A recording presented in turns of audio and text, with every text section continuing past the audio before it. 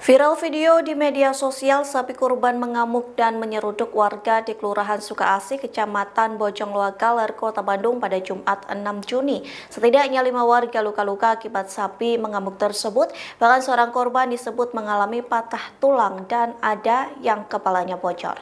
Dikutip dari Tribun Jakarta, peristiwa itu terjadi di kawasan permukiman padat di Sukaasih sekira pukul 11 waktu Indonesia Barat. 5 orang yang terluka terdiri dari 1 orang dewasa dan 4 anak-anak. 1 anak dilaporkan mengalami patah tulang di bagian tangan, sementara korban lainnya dilaporkan mengalami kebocoran di bagian kepala.